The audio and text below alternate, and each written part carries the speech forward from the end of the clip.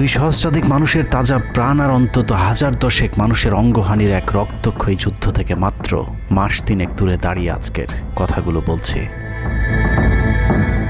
শহরের রাস্তায় এখনো শহীদ ওয়াসিমদের রক্তের ছোপ ছোপ দাগ লেগে আছে।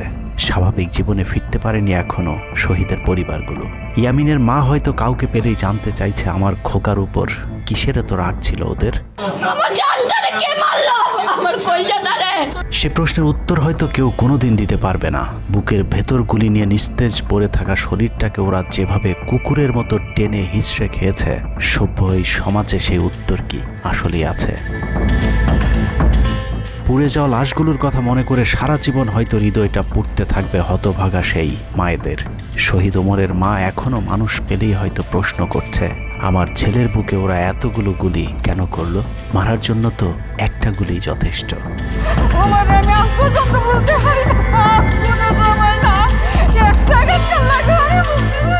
তৃষ্ণা পেলে মুগ্ধের মায়ের হয়তো কানে বেজে উঠবে, পানি লাগবে, পানি।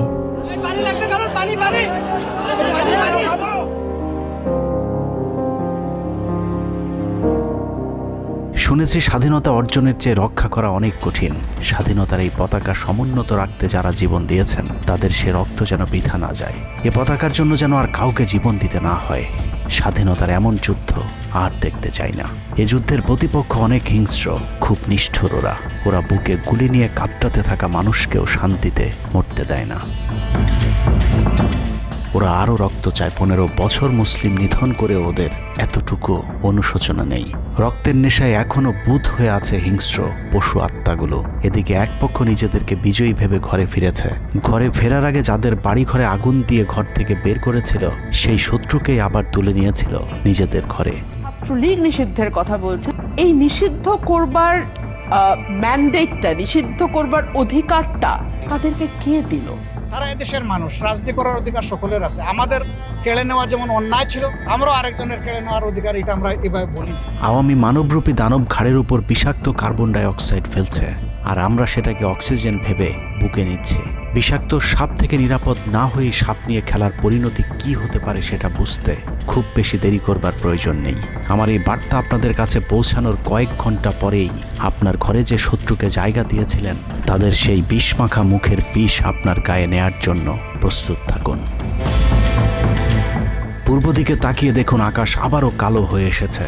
খুটখুটে অন্ধকার দেখে ঝড়ের গতি যতটুকু ভাবছেন, অন্ধকারের সেই ঝড়ো বাতাস আসলে আলোর চেয়েও বেশি গতি নিয়ে ধেয়ে আসছে সবকিছু লণ্ডভণ্ড করে দিতে। প্রলয়ঙ্করী সেই ঝড়ের কবল থেকে প্রিয় মাতৃভূমিকে বাঁচাতে হলে দেশ রক্ষার পবিত্র দায়িত্ব যাদেরকে দেয়া হয়েছে, চলুন দেখে আসি তারা আসলে কতটা প্রস্তুত। জুলাইয়ের মাঝামাঝি পর্যন্ত সেনাবাহিনী ছাত্র আন্দোলন নিয়ে তেমন মাথা ঘামায়নি। ছাত্রলীগ যেদিন ঢাকা বিশ্ববিদ্যালয়ে ছাত্রীদের উপর আক্রমণ করেছিল, মূলত সেদিন থেকে সেনাবাহিনীর অভ্যন্তরীণ বিভিন্ন গ্রুপগুলোতে আলোচনা সমালোচনা শুরু হয়। 17 তারিখ সকল ডিভিশনের জিওসিরা অফিসার এবং সৈনিকদেরকে কোনো ধরনের গুজবে কান না দেওয়ার পরামর্শ দেন। জিওসিদের পক্ষ থেকে সাফ জানিয়ে দেওয়া হয়, সরকার মিসক্রিয়েন্টদের বিরুদ্ধে যথাযথ ব্যবস্থা নিচ্ছে, এটা নিয়ে সেনাবাহিনীর মাথা ঘামানোর কিছু নেই। 11 ডিভিশনের মেজর জেনারেল খালেদ আল মামুন, 55 ডিভিশনের GOC major general Mahbubur Rashid এবং কুমিল্লা ডিভিশনের জিওসি জাহাঙ্গীর আলম ছিলেন সবচেয়ে বেশি আক্রমণাত্মক। ছাত্রদের পক্ষে কোনো পোস্ট কিংবা প্রোফাইল পিকচার লাল করার বিরুদ্ধে তাদের ছিল কঠোর বার্তা। 17 জুলাইয়ের গুরুত্বপূর্ণ আরেকটি ঘটনা হলো, Hasina air chief marshal Hasan Mahmud খানকে বিমান বাহিনীর MI-17 হেলিকপ্টারকে এভি গান কনফিগারেশন লোড করতে বলেন, যা মূলত যুদ্ধকালীন চূড়ান্ত সময় ব্যবহার করা হয়। এয়ার চিফ হাসিনাকে উল্টো প্রশ্ন করেন, আমাদের সেনাবাহিনী কি এখনও ফেল করেছে? তাহলে এত দ্রুত বিমান বাহিনী কেন? বিমান বাহিনী প্রধানের মুখের উপর এমন বক্তব্যে শেখ হাসিনা প্রচণ্ড ক্ষেপে যান। এর পরপরই তিনি বিমান বাহিনী প্রধানের বিরুদ্ধে পদক্ষেপ নেওয়ার জন্য ব্রিগেডিয়ার জেনারেল ইমরান হামিদ এবং লেফটেন্যান্ট জেনারেল মুজিবকে নির্দেশ দেন। আর্মি ইন্টেলিজেন্স থেকে এই পরিকল্পনার তথ্য জেনে বিমান বাহিনী প্রধান ওই রাতেই তার নিরাপত্তার জন্য গাজীপুর থেকে এয়ার কমান্ড নিয়ে আসেন, যে ইউনিটটি এখনও বিমান বাহিনী প্রধানের নিরাপত্তার দায়িত্বে ঢাকাতেই অবস্থান করছে। যাই হোক, বিমান বাহিনী প্রধান সেদিন রাজি হলে ব্ল্যাকআউটের সময়টা আরও ভয়ঙ্কর হতে পারত। বিমান বাহিনীর সহায়তা না পেয়ে শেখ হাসিনা পরদিন র্যাব প্রধানকে ডেকে আদেশ দেন তার হেলিকপ্টার প্রস্তুত রাখার। র্যাব প্রধান হাসিনার আদেশ অনুযায়ী ছাত্রদের বিরুদ্ধে অপারেশনে হেলিকপ্টার ব্যবহার করেন। হেলিকপ্টারের গুলিতে যতগুলো হতাহতের ঘটনা ঘটেছে সবগুলোই র্যাবের হেলিকপ্টার থেকে করা হয়েছিল। র্যাবের পাশাপাশি ঢাকার বাইরে দু একটি পাদে প্রায় সবকটি ডিভিশনের জিওসিরা দেশের বিরুদ্ধে অবস্থান নিয়েছিলেন। ঢাকার বাইরে থেকে বিশেষ করে ডিভিশন সাপোর্ট ব্যাটালিয়নকে অগ্রাধিকার ভিত্তিতে ঢাকায় নিয়ে আসা হয়, কারণ তাদের সাথে এপিসি সুবিধা ছিল। এপিসি গাড়িগুলো মূলত ছাত্রদের বিরুদ্ধে চূড়ান্ত পদক্ষেপ নেওয়ার জন্যই আনা হয়েছিল। রাষ্ট্রীয় গুরুত্বপূর্ণ এলাকা কেপিআই রক্ষায় 19 তারিখে সেনা নামানোর সিদ্ধান্ত নেওয়া হয়। নিয়ম অনুযায়ী সেনাবাহিনীর কেপিআই রক্ষার দায়িত্ব পালন করার কথা থাকলেও বিভিন্ন জায়গায় দেখা গেছে সেনাবাহিনীর ছত্রছায়ায় পুলিশ এবং আওয়ামী লীগ ছাত্রলীগের সন্ত্রাসীরা ছাত্রদের উপর হামলা চালিয়েছে। কোথাও সরাসরি সেনাবাহিনীকেও গুলি চালাতে দেখা গেছে। এর মধ্যে ঢাকার 46 পদাতিক ডিভিশনের ইনফ্যান্ট্রি ব্রিগেডের ইউনিটগুলো ঢাকার প্রাণকেন্দ্রগুলোতে ছাত্রদের উপর সবচেয়ে বেশি দমন পীড়ন চালিয়েছে। অনুসন্ধানে 19 থেকে 23 জুলাই পর্যন্ত গণহত্যার সাথে জড়িত সেনাবাহিনীর কয়েকজন অফিসারের নাম উঠে এসেছে, যারা এখনও পর্যন্ত গুরুত্বপূর্ণ সব পদে বহাল আছেন, যা ডক্টর মোহাম্মদ ইউনূস সরকারের জন্য অত্যন্ত বিপজ্জনক। কতটা বিপজ্জনক সেটা বোঝার জন্য আন্দোলনের সময়টাতে ওই অফিসারদের ভূমিকা কী ছিল সেটা একটু দেখে আসি। আন্দোলনের সবচেয়ে বেশি রক্তক্ষেকো ছিলেন বিজিবির ডিজি মেজর জেনারেল আশরাফ। সূত্র জানিয়েছে ভারতীয় নাগরিকদের বিজিবির পোশাক পরিয়ে মাঠে নামিয়েছিলেন বিজিবির এই মহাপরিচালক। সেনাবাহিনী শেখ হাসিনাকে পদত্যাগের পরামর্শ দেওয়ার পরেও শুধু বিজিবিকে নিয়ে হত্যাকাণ্ড চালিয়ে শেখ হাসিনাকে ক্ষমতায় রাখার গ্যারান্টি দিয়েছিলেন মেজর জেনারেল আশরাফ। 5 তারিখ হাসিনা পালিয়ে যাবার আগ মুহূর্তে তিনি স্বরাষ্ট্রমন্ত্রীকে ফোন করে বলেছিলেন, কয়েক হাজার মানুষ মারলেই পরিস্থিতি ঠান্ডা হয়ে যাবে, অতএব কোনো অবস্থাতেই যেন প্রধানমন্ত্রী পালিয়ে না যান। স্বরাষ্ট্রমন্ত্রীকে তিনি এমনটাই পরামর্শ দিয়েছিলেন। 5 তারিখ সকাল থেকে দুপুর পর্যন্ত ঢাকা শহরে সবচেয়ে বেশি তৎপরতা ছিল বিজেপির। ওই দিন সকাল থেকেই ঢাকার প্রবেশ পথগুলোতে চেকপোস্ট বসিয়ে তল্লাশি চালিয়েছিল মেজর জেনারেল আশরাফের বিজিবি। বিজিবির একটি সূত্র জানিয়েছে বিজিবি মহাপরিচালক প্রতিদিন সিওদের কাছ থেকে হিসেব নিতেন কে কতজন ছাত্র হত্যা করেছে। বিজিবি মহাপরিচালকের নির্দেশনায় খুনের সেই প্রতিযোগিতায় সবচেয়ে ভালো পারফর্মার ছিল কর্নেল রিদওয়ান। সূত্রের মতে ছাত্র আন্দোলনে বিজিবি অন্তত 500 শিক্ষার্থীকে গুলি করে হত্যা করেছে। বিজিবি প্রধান এবং রিদওয়ানের মতো তার অনুগত অফিসারদের জেলে থাকার কথা, কিন্তু তারা এখনও গুরুত্বপূর্ণ সব দায়িত্ব পালন করে যাচ্ছে। আর মেজর জেনারেল আশরাফ এখন পর্যন্ত বিজিবি প্রধানের চেয়ারেই বসে আছেন। হত্যাকাণ্ডের বেশিরভাগই জড়িত ছিল বগুড়ার 7 ইস্ট বেঙ্গল। রহস্যজনক কারণে 7 ইস্ট বেঙ্গলকে এখনও পর্যন্ত বগুড়ায় ফেরত না পাঠিয়ে ঢাকাতেই রাখা হয়েছে। মেজর জেনারেল ফেরদৌস হাসান সেলিম, যার মা ছিলেন হাসিনার অত্যন্ত ঘনিষ্ঠ বান্ধবী। ফেরদৌস সেলিম শেখ হাসিনাকে ফুপু বলে ডাকতেন। 27তম বিএমএ লং কোর্সের এই অফিসারের পাসিং আউটে শেখ হাসিনা নিজে উপস্থিত ছিলেন, যদিও হাসিনা তখন বিরোধী দলীয় নেত্রী ছিলেন। ডিজিএফের পদে থাকাকালীন হাসিনার টাকা পাচার এবং থাইল্যান্ডের বিভিন্ন ব্যবসা দেখাশোনার দায়িত্ব ছিল তার। 5 তারিখের সময়টাতে গুরুত্বপূর্ণ কোনো পদে না থাকায় নিজেকে এখন আওয়ামী বিরোধী দাবি করছেন ফেরদৌস হাসান সেলিম। ভয়ঙ্কর বিষয় হচ্ছে ডক্টর মোহাম্মদ ইউনূসকে ভুল বুঝে ইউনূসের মিলিটারি সেক্রেটারির পদে বসে সব কুটচাল চলে যাচ্ছেন major general Ferdous Hasan. Guarantee দিয়ে বলে রাখলাম, সুযোগ পেলে সবার আগে ডক্টর মোহাম্মদ ইউনূসের মিলিটারি সেক্রেটারি নিজেই ইউনূসের গলা চেপে ধরবে। অতএব যত দ্রুত সম্ভব ডক্টর মোহাম্মদ ইউনূসের মিলিটারি সেক্রেটারির পদ থেকে তাকে সরাতে হবে। শেখ হাসিনার গণভবন ঠেকাতে সবচেয়ে বেশি শক্ত বলয় তৈরি করা হয়েছিল। অনুসন্ধানে জানা যায় শেখ হাসিনাকে রক্ষা করতে গণভবনের আশপাশে সেনাবাহিনীর অন্তত 13টি অস্থায়ী চেকপোস্ট বসানো হয়েছিল, যেখানে east Bengal regiment, field regiment artillery, Bangladesh infantry regiment, infantry brigade headquarter সহ সেনাবাহিনীর বেশ কয়েকটি চেকপোস্ট বসানো হয়েছিল শুধুমাত্র শেখ হাসিনাকে রক্ষা করার জন্যে। সেনাবাহিনীর এসব আর্মি অফিসারদের সম্মিলিত অপারেশনে ছাত্রদের উপর চালানো হয়েছে নির্মম নৃশংস হত্যাযজ্ঞ। কিন্তু এই হত্যাকাণ্ডই সেনাবাহিনীর ভেতরে থাকা দেশপ্রেমিক অফিসারদের বিবেকের দরজা খুলে দিয়েছিল। 20 থেকে 23 জুলাই ইন্টারনেট বন্ধ করে যে পৈশাচিক হত্যাকাণ্ড চালানো হয়েছে, সেই দৃশ্য যখন একের পর এক সামনে আসতে শুরু করেছিল, তখন সাধারণ মানুষ যেভাবে স্তম্ভিত হয়েছিল, ঠিক একইভাবে সেনাবাহিনীর বিবেকবান জুনিয়র এবং মধ্যম সারির অফিসারদেরকেও ব্যাপকভাবে নাড়া দেয়। ভিডিওগুলো যত ছড়িয়ে পড়ছিল ততই থমথমে হয়ে উঠতে থাকে সেনাবাহিনীর অভ্যন্তরীণ পরিবেশ। 27 তারিখ প্রাপ্ত গোয়েন্দা তথ্যের ভিত্তিতে সেনাপ্রধানকে জানানো হয় পরিস্থিতি নিয়ন্ত্রণের বাইরে চলে যাচ্ছে। কোনো অবস্থাতেই প্রধানমন্ত্রীকে ক্ষমতায় রেখে পরিস্থিতি নিয়ন্ত্রণ করা সম্ভব নয়। গোয়েন্দা ওই রিপোর্টে আরও জানানো হয় সেনাবাহিনীর ভেতরে বিদ্রোহের আশঙ্কা দেখা দিয়েছে। বিশেষ করে মধ্যম সারি এবং জুনিয়র অফিসারদের ভেতর ব্যাপক অসন্তোষ লক্ষ্য করা যায়। একই রিপোর্ট প্রধানমন্ত্রীর অফিসকেও অবহিত করা হয়। সেই রিপোর্টের পরেও কঠোর অবস্থানে যাবার সিদ্ধান্ত নেওয়া হয় সরকারের পক্ষ থেকে। এদিকে গোয়েন্দা রিপোর্টের প্রেক্ষিতে সেনা ইউনিটের মধ্যম সারি জুনিয়র অফিসার এবং সৈনিকদের উপর কঠিন সামরিক গোয়েন্দা নজরদারি চলতে থাকে, যে কারণে প্রচণ্ড ক্ষোভ থাকলেও কোনো ধরনের পূর্ব প্রস্তুতি ও পারস্পরিক যোগাযোগ না থাকায় সেনাবাহিনীর দেশপ্রেমিক অফিসার ও সৈনিকেরা কিংকর্তব্য বিমূঢ় হয়ে পড়েন। 27-28 দুই দিন এভাবেই টান উত্তেজনার মধ্য দিয়ে কেটেছে। 29শে জুলাই শেখ হাসিনাকে পরিস্থিতি সম্পর্কে ধারণা দিতে সেনাপ্রধান সারা দেশের অফিসারদেরকে নিয়ে সেনা সদরের হেলমেটে একটি ভিডিও টেলিকনফারেন্সে দরবার গ্রহণ করেন। সেই কনফারেন্সে অপারেটরের অসাবধানতাবশত স্ক্রিনে হঠাৎ করে ক্যামেরা টার্ন অফ করা HPM নামে একটি বক্স ভেসে উঠেছিল। এরপরে উপস্থিত অফিসারেরা হাসিনার উপস্থিতির বিষয়টি বুঝে ফেলেন। অনেকের ধারণা শেখ হাসিনা উপস্থিত আছেন এটা বোঝাতেই HPM বক্সটি সবাইকে দেখানো হয়েছিল, যেন কেউ কোনো ধরনের অভিযোগ করতে না পারেন। কিন্তু সবাইকে অবাক করে বেশ কয়েকজন অফিসার তাদের ক্ষোভের কথা জানান। এর মাঝে রাজশাহী CMH এর একজন মেজর র্যাঙ্কের নারী চিকিৎসক 19 থেকে 23 তারিখ পর্যন্ত চলা ছাত্র হত্যার বিভীষিকাময় বর্ণনা তুলে ধরে আবেগী এক বক্তব্য দেন। সূত্র জানিয়েছে এ সময় সেনাবাহিনীর কয়েকজনকে কাঁদতে দেখা গেছে। একদিকে সেনাবাহিনীর উচ্চপদস্থ অফিসারদের মারমুখী অবস্থান, অন্যদিকে বেশিরভাগ জুনিয়রদের নিষ্ক্রিয়তার মধ্য দিয়ে সেনাবাহিনীতে স্পষ্ট দুটি ভাগ লক্ষ্য করা যায়। এরই মধ্যে সেনাবাহিনীর কাছে প্রাপ্ত গোয়েন্দা তথ্য অনুযায়ী যে কোনো সময় সেনাবাহিনীতে বিদ্রোহ দেখা দিতে পারে। বিশেষ করে লেফটেন্যান্ট কর্নেল থেকে নিচের অফিসারদের ভেতর ব্যাপক ক্ষোভের বিষয়টি গোয়েন্দা প্রতিবেদনে জানানো হয়। সেই প্রেক্ষিতে 3 তারিখ শর্ট নোটিসে আরেকটি টেলিকনফারেন্স কল করা হয়। মূলত ওই রিপোর্টের প্রেক্ষিতে হাসিনার বিশ্বস্ত ওয়াকার হাসিনা থেকে মুখ ফিরিয়ে নেন, কারণ হাসিনাকে বাঁচাতে গিয়ে তিনি নিজের জীবন বিপদে ফেলতে চাননি। 3 তারিখ কনফারেন্সের শুরুতেই সবাইকে ঠান্ডা রাখতে একটি মোনাজাত করা হয়েছিল। যে মোনাজাতে গুরুত্বপূর্ণ একটি দোয়া ছিল রাব্বানা লা তাজআলনা মাআল কওমিজ জালিমিন, অর্থাৎ হে আল্লাহ আমাদেরকে জালিম সম্প্রদায়ের অন্তর্ভুক্ত করবেন না। এ সময় পুরো দরবার রুমে পিন পতন নীরবতা লক্ষ্য করা গেছে। মূলত এই মোনাজাতের মধ্য দিয়ে ফয়সালা হয়ে যায় সেনাবাহিনী কাদের পক্ষে দাঁড়াবে। সেনা সূত্র থেকে পাঠানো এসব তথ্যে উঠে এসেছে সেনাবাহিনী কোন কোন এলাকায় ছাত্র জনতার উপর গুলি চালিয়েছিল এবং কতটা পরিকল্পিতভাবে মানুষ হত্যার ছক কষা হয়েছিল। 4 তারিখও সেনাবাহিনীর ভূমিকা ছিল অত্যন্ত অস্পষ্ট। কিছু জায়গায় সেনাবাহিনী ছাত্রদের পক্ষে, আবার কিছু জায়গায় ছাত্রদের উপর গুলিও চালিয়েছে।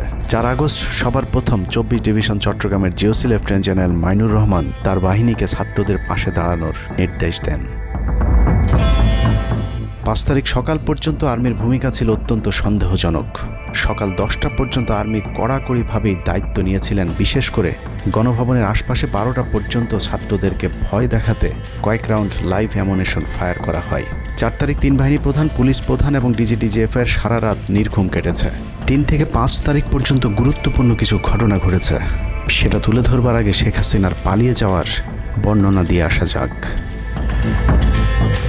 5 তারিখ সকাল ঠিক 9টায় প্রধানমন্ত্রীর অফিসে গিয়ে শেখ হাসিনাকে পদত্যাগ করতে বলেন সেনাপ্রধান। শেখ হাসিনার কথা শোনার সাথে সাথে সেনাপ্রধানকে দৌড়ে মারতে আসেন।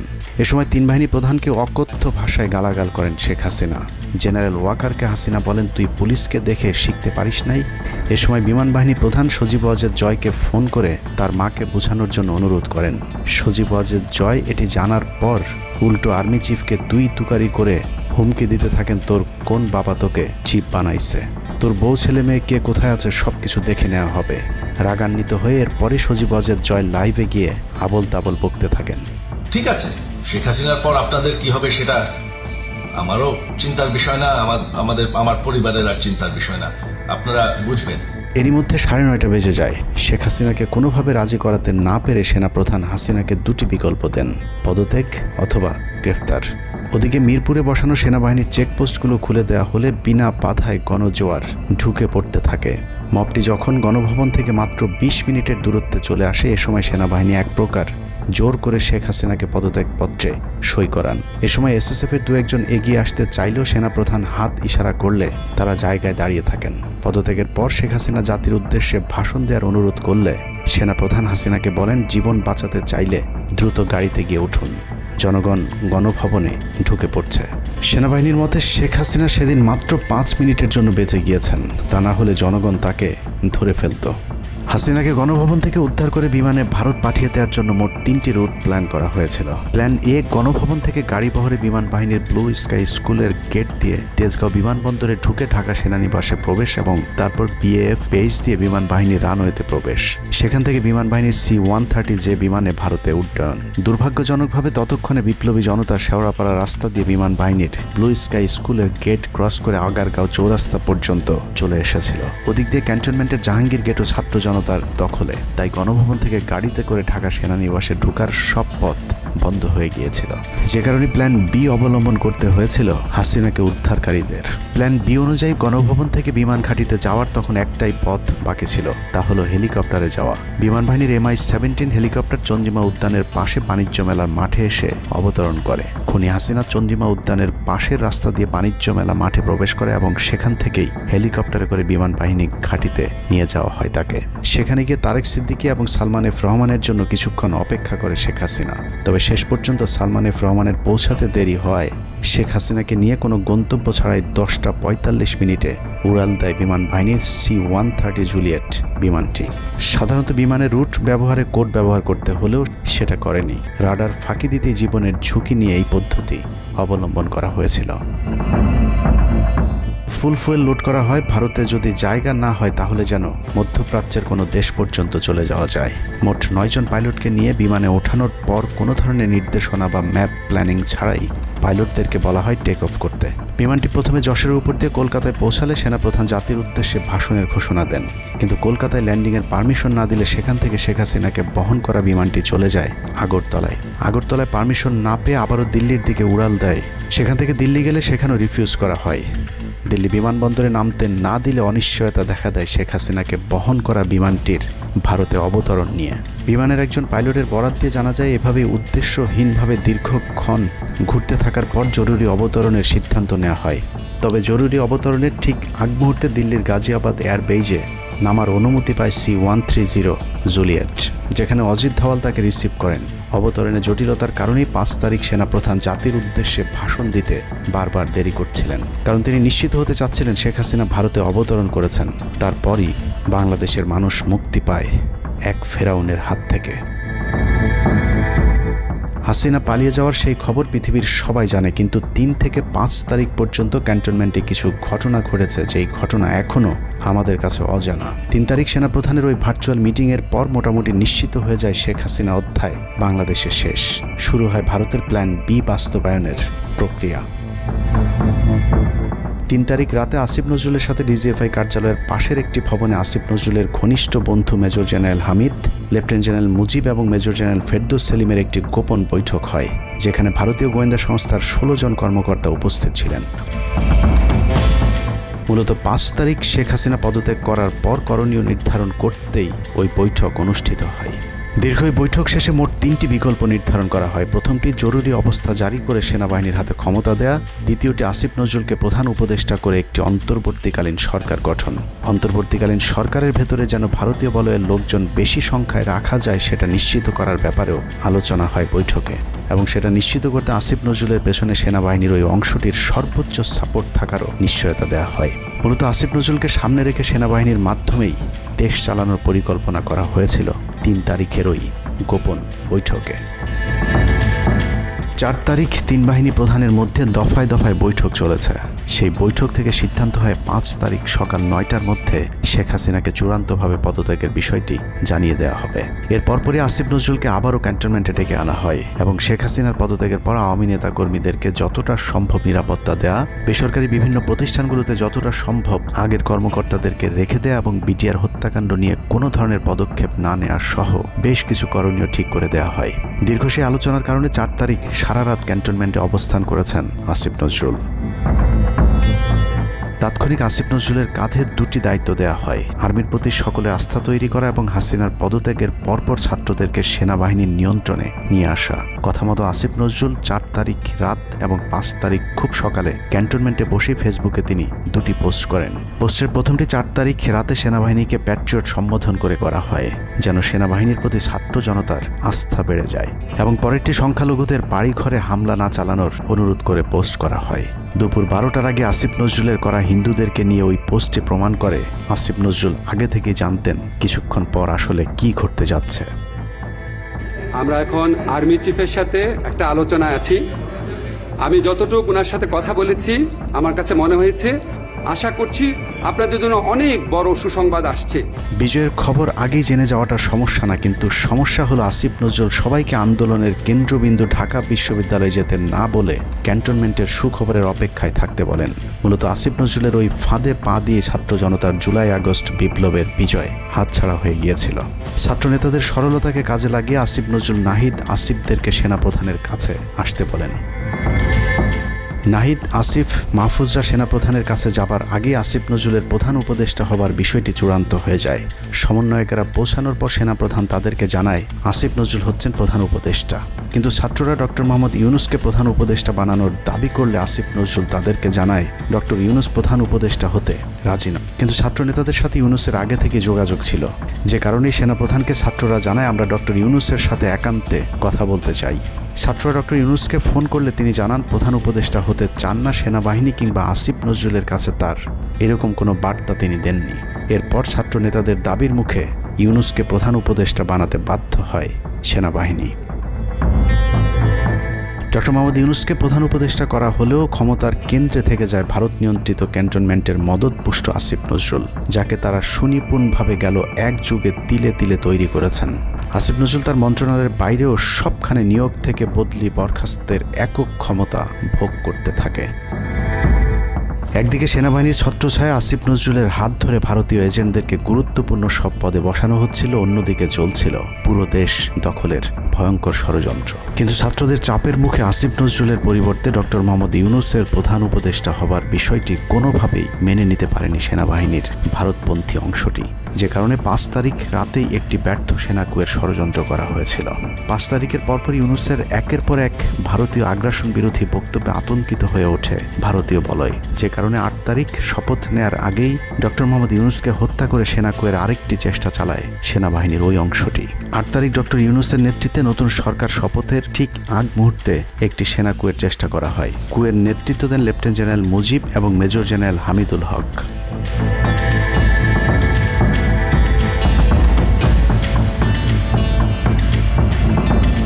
কিন্তু পশ্চিমা একটি গোয়েন্দা সংস্থা বিষয়টি দ্রুত সেনাপ্রধানকে জানালে জেনারেল ওয়াকার তাদের পরিকল্পনা ভণ্ডুল করে দেয়। সেনাপ্রধান তাৎক্ষণিকভাবে লেফটেন্যান্ট জেনারেল শামীমকে পিএসও এএফটি থেকে সিজিএস হিসেবে নিয়োগ দেন এবং মুজিবকে কিউএমজি থেকে আটডগে বদলি করেন, যদিও 8 তারিখ রাত থেকেই মুজিব পলাতক রয়েছেন। এরপর 12 সেপ্টেম্বর তাকে সেনাবাহিনী থেকে বরখাস্ত করা হয়। একই দিনে লেফটেন্যান্ট জেনারেল হামিদুলকে স্বেচ্ছায় অবসরে পাঠানো হয়। এনডিসি থেকে মেজর জেনারেল সাইফুলকে মিনিস্ট্রি অফ ফরেন অ্যাফেয়ার্স এবং চিফ অফ জেনারেল স্টাফ শাহিনকে এনডিসিতে পাঠানো হয়। কয়েকজনের ব্যাপারে পদক্ষেপ নেওয়াটা যেমন স্বস্তির, তেমনি ষড়যন্ত্রকারীদেরকে যেখানে বদলি করা হয়েছে তাদের প্রতিটি পদই অত্যন্ত গুরুত্বপূর্ণ, যা বর্তমান সরকার এবং দেশের স্থিতিশীলতার জন্য চরম বিপজ্জনক। কতটা বিপজ্জনক সেটা জানতে চলুন শুরুতেই যে প্রলয়ঙ্কারী ঝড়ের কথা বলেছিলাম সেখানে ফিরে যাওয়া যাক। ভারতীয় গোয়েন্দা সংস্থা 5 তারিখের পর থেকে দেশে নানাভাবে একটা সাম্প্রদায়িক দাঙ্গা বাঁধানোর চেষ্টা চালিয়ে যাচ্ছেন, যেটাকে কেন্দ্র করে বাংলাদেশে একটা সামরিক অভিযান চালানো যায়। এই দাঙ্গা বাঁধাতে ভারতীয় গোয়েন্দারা আওয়ামী লীগ, হিন্দু এবং ইসকনকে কিভাবে ব্যবহার করছে সেই পরিকল্পনার ছক এখন বাংলাদেশি গোয়েন্দাদের হাতে। একটি গোয়েন্দা সংস্থা থেকে যেসব তথ্য আমার কাছে পৌঁছেছে তা রীতিমতো এই দেশের অস্তিত্বের জন্য হুমকি স্বরূপ। আওয়ামী লীগ, হিন্দু আর ভারতের এই চক্রান্ত যদি সঠিকভাবে মোকাবেলা করা না যায় তাহলে অচিরেই বাংলাদেশের অবস্থা হবে হায়দ্রাবাদের মতো। জননেত্রী শেখ হাসিনাকে দেশ থেকে সরে যেতে বাধ্য করেছেন। বাংলাদেশকে নিয়ে ভয়ঙ্কর এই চক্রান্তে জড়িত আওয়ামী লীগ, সনাতনী এবং ইসকনের অন্তত 40টি হোয়াটসঅ্যাপ গ্রুপ এবং জুম মিটিংয়ের ভিডিও হাতে পেয়েছে গোয়েন্দারা। গোয়েন্দাদের কাছে প্রাপ্ত এসব তথ্যে যা উঠে এসেছে তা আটকে ওঠার মতো।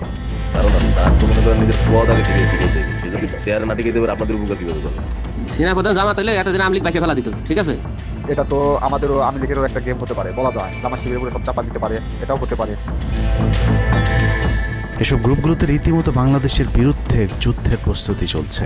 গ্রুপে তাদের সাথে সাবেক আওয়ামী লীগ সরকারের শীর্ষস্থানীয় নেতা থেকে বর্তমান সেনাবাহিনীতে চাকরিরত জেনারেল পর্যন্ত মাঝে মধ্যেই নাকি যোগ দিচ্ছেন। নানক ভাই থেকে শুরু করে আমাদের সুজিত দা, তারপর আরো অনেক টপ লেভেলের যারা মন্ত্রী, মিনিস্টার, প্রতিমন্ত্রী, তারপরে ইভেন কামাল ভাই। তো এখন বিষয়টা হচ্ছে যে ইভেন রাষ্ট্রপতি যে একেবারেই মানে কি বলে, তার যে একেবারে মানে রাইট হ্যান্ড সচিব, উনিও আমাদের সাথে 2 দিন জয়েন করছেন। তো এখন ওনারা আসলে ভালো হইতো, যারা যারা আসেন আসলে ভালো হইতো। অনেক আমাদের এখানে প্রায় 12 থেকে 13 জন আপনার এমপি এসে কথা বলেছেন, যেটা আপনারা জানেন না। ঠিক আছে, বাংলাদেশে একেবারে টপ লেভেল সামরিক বাহিনীর 4 থেকে 5 জন জেনারেল লেভেলের লোকজন ওনারা এসে এখানে বসে থেকে আমাদের লাইভ শুনে গেছেন। আমাদের প্রধানমন্ত্রী উনি নিজে এসে বসে থেকে গেছেন। গ্রুপের সবচেয়ে ভয়ঙ্কর তথ্য পাওয়া গেছে ভুয়া মুক্তিযোদ্ধা জেডাই খান পান্নার মেসেজ থেকে। আওয়ামী এই আইনজীবী শহীদ সাইফুল ইসলাম আলিফের হত্যাকাণ্ড নিয়ে চাঞ্চল্যকর তথ্য দিয়েছে জেডাই খান পান্না। একটি চ্যাটিংয়ে তিনি লিখেছেন, দাড়িওয়ালা উকিল বেশি হয়ে গিয়েছে, আরও 2-1টারে খেয়ে দাও, আদালতে আমরা আছি। এখন অল্প কদিন জেলে থাকলেও 30 তারিখের পরে পুরস্কার পাবা। আরেকটি মেসেজে তিনি লিখেছেন, সুযোগ হাতছাড়া হয়েছে তোমাদের কারণে। কালকে সব হয়ে যেত, পরিকল্পনা ছিল কুপিয়ে মারার পর হিন্দুদের বাড়িতে হামলা হলে ভারত থেকে ট্রুপ চলে আসবে। ওরা যেহেতু হামলা করেনি, তোমাদেরই উচিত ছিল নিজেরা নিজেদের বাড়ি ঘরে আগুন দেওয়া। পেছনের ঘটনা বাদ দিয়ে 30 তারিখের পরিকল্পনায় মনোযোগী হও সবাই। শহীদ আলিফ হত্যাকাণ্ড নিয়ে আরেকজন লিখেছেন, কালকে আদালতে একটা লাশ পড়বে। হিন্দু ভাইদের পাশে আমাদের সবাইকে থাকতে হবে, ব্রিগেড মেজরের কমান্ড মেনে চলতে হবে। 30 তারিখের কর্মসূচি নিয়ে গ্রুপটিতে সশস্ত্র যুদ্ধের মাধ্যমে দেশ দখলের ভয়ঙ্কর সব আলোচনা করার ভিডিও হাতে এসেছে আমাদের। তারা বাংলাদেশের অস্ত্রগুলি আছে, এই অস্ত্রগুলি কোথায় আছে আমার কাছে অলরেডি খবর এসেছে। আমি নিউজ দিচ্ছি প্রতিনিধিদের মাধ্যমে। তারা বলেছে 5000-এর বেশি তারা অস্ত্র আছে, M60 রাইফেল, সাইবার রাইফেল আছে, 47 রাইফেল আছে, তাদের কাছে অত্যাধুনিক হটগান আছে। আলোচকদের একজন বলছিলেন, সাবেক এবং বর্তমান পুলিশের সমন্বয়ে 1700 অস্ত্রধারী গ্যারিলা প্রস্তুত করা হয়েছে 30 নভেম্বরের জন্য। আমরা ইতিমধ্যে কথা বলেছি, পুলিশ পার্টির কথা বলছি, পুলিশের অনেক উদ্যোগ কর্মকর্তা প্রত্যেকটা থেকে শুরু করে পুলিশ পার্টি তারা এসে এসেছেন, ওনারা আমার সাথে কথা বলে আমাদের যোগাযোগ রক্ষা করছে। ঢাকা শহরকে কিভাবে ব্লক করা হবে সেই পরিকল্পনাও করা হচ্ছে এসব জুম মিটিংগুলোতে। আমাদের কাজ হলো আব্দুল্লাহপুর, আব্দুল্লাহপুর, আশুলিয়া, টঙ্গীর আছে, আমরা উত্তরা, ওইটা একটা ব্লক দিবেন, তাহলে আমরা খুব সহজেই আমাদের কাজ সফলতা পাবো। সশস্ত্র যুদ্ধের জন্য পুরো দেশকে মোট 10টি বিভাগে বিভক্ত করা হয়েছে, যেখানে একজন করে ব্রিগেড মেজর নিয়োগ দেওয়া হয়েছে, যাদের সবাই দেশেই অবস্থান করছেন। এর মধ্যে গ্রুপে প্রাপ্ত জেডাই খান পান্নার নম্বরটিতে মেসেজ পাঠানো হলে মুহূর্তেই সাড়া দেন তিনি। কল করতেই গড় গড় করে সবকিছু স্বীকার করেন। জেডাই খান পান্না, জি আমি তাই। 30 তারিখ 50 থেকে 80% পুলিশ, আনসার, এমনকি সচিবালয়ের আমলারাও তাদের পক্ষে মাঠে নামবে বলে স্বীকার করেন গেরিলা আক্রমণের পরিকল্পনাকারী জেডাই খান পান্না। আপনারা কি কোনো গেরিলা ইনভেশন হামলা করা যাবে? ঢাকার স্টুডেন্টরা যদি এখনো সাপোর্টার্স অর্গানাইজ হইতে নামে, এই অ্যাডমিনিস্ট্রেশনের 50% না 80% লোক নেমে আসবে, পার্টিকুলারলি পুলিশ, আনসার এবং সেক্রেটারিয়েট থেকে। পালিয়ে যাবার আগে এই ভিডিও প্রচারের সাথে সাথে রাষ্ট্রদ্রোহিতার অভিযোগে তাকে গ্রেফতার করতে হবে। তাহলে চক্রান্তকারীদের আরও পরিকল্পনার তথ্য পাওয়া যেতে পারে। ভবিষ্যতে এ ধরনের ষড়যন্ত্র বন্ধ করতে গ্রুপে থাকা সকলের মোবাইল নম্বর এবং চেহারা দেখে শনাক্তের পর দ্রুত গ্রেফতার করতে হবে। সূত্র জানিয়েছে, ডিজিএফআই প্রধানের প্রত্যক্ষ তত্ত্বাবধানে চলছে এসব দেশবিরোধী তৎপরতা। আর্মিকে ম্যাজিস্ট্রেসি পাওয়ার দেয়া হলেও তাদেরকে ক্ষমতা প্রয়োগ করতে দেওয়া হচ্ছে না, যে কারণে আওয়ামী লীগ নেতারা বেশিরভাগ এখনও দেশে থাকলেও তাদেরকে ধরা হচ্ছে না। অতএব সেনাবাহিনীর উচ্চপদস্থ হাসিনাপন্থী অফিসারদেরকে দ্রুত সেনাবাহিনী থেকে সরাতে হবে। 5 তারিখ সেনাপ্রধান যে ভূমিকা রেখেছেন তার জন্য তিনি অবশ্যই প্রশংসার দাবিদার, কিন্তু সেনাপ্রধানকে প্রমাণ করতে হবে তিনি আসলেই নায়ক নাকি খলনায়ক। 5 তারিখের পরেও সেনাবাহিনীর গুরুত্বপূর্ণ পদগুলোতে রদবদল না করা এবং গুম খুনের সাথে জড়িত অফিসারদের বিরুদ্ধে কোনো ব্যবস্থা না নেওয়া সহ বিডিআর হত্যাকাণ্ডের বিষয়ে দৃশ্যমান কোনো পদক্ষেপ না নেওয়া খুবই সন্দেহজনক। সূত্র জানিয়েছে, সেনাপ্রধানের স্ত্রীর সাথে প্রতিনিয়ত শেখ হাসিনার যোগাযোগ রয়েছে। অতএব সেনাপ্রধানকে দ্রুত তার অবস্থান পরিষ্কার করে সেনাবাহিনীর গুরুত্বপূর্ণ পদগুলোতে নতুন করে নিয়োগ দিতে হবে। সেনাবাহিনীর জুনিয়র এবং মধ্যম সারির অফিসার এবং সৈনিকদের সবসময় দেশের স্বার্থে যুদ্ধের জন্য প্রস্তুত থাকতে হবে। মনে রাখতে হবে সেনাবাহিনী আমাদের আস্থার প্রতীক। সিনিয়র অফিসারদের দেশবিরোধী আদেশ এলে সৈনিকদেরকে নিয়ে তাদেরকে প্রতিহত করতে হবে। মনে রাখতে হবে সংখ্যায় আপনাদের মতো দেশপ্রেমিকদের সংখ্যাই এখনও সেনাবাহিনীতে বেশি। দেশের যে কোনো প্রয়োজনে সেনাবাহিনী যদি জনগণকে ডাক দেয় তাহলে এ দেশের প্রতিটি মানুষ জীবন দেওয়ার জন্য প্রস্তুত রয়েছে। ডক্টর মোহাম্মদ ইউনূসের পাশে থাকা ভারতীয় গুপ্তচর আসিফ নজরুল, মিলিটারি সেক্রেটারি ফেরদৌস হাসান সেলিম এবং প্রেস সেক্রেটারি শফিকুল আলমকে দ্রুত সরাতে হবে। প্রধান উপদেষ্টার সাথে ছাত্র নেতাদের সাক্ষাতের পথ সহজ করতে হবে। আসিফ নজরুলরা অসৎ উদ্দেশ্যে মাহফুজ আলমকে তার পাশ থেকে সরিয়েছে। অতএব যত দ্রুত সম্ভব মাহফুজ আলমকে আবারও বিশেষ সহকারীর পদে ফিরিয়ে আনতে হবে। গুরুত্বপূর্ণ যে কোনো সিদ্ধান্তের ক্ষেত্রে নাহিদ এবং আসিফদের মতামত প্রধান উপদেষ্টাকে গুরুত্বের সাথে নিতে হবে। জেডাই খান পান্নাদের ষড়যন্ত্র এবার সফল না হলেও এই ষড়যন্ত্র চলতেই থাকবে। বাংলাদেশের প্রতিটি মানুষকে চোখ কান খোলা রাখতে হবে, মনে রাখতে হবে শত্রু আপনাদের ঘরের কোণেই। ভারত যদি বাংলাদেশে আক্রমণ করে তাহলে সবার আগে আওয়ামী লীগ আর শ্রীকৃষ্ণের ভক্তরাই আপনার গলায় ছুরি ধরবে। অতএব শত্রুরা যেন আবারও বাংলাদেশের স্বাধীনতাকে ভারতের কাছে বিক্রি করতে না পারে সেদিকে সবাইকে লক্ষ্য রাখতে হবে। আল্লাহ হাফেজ।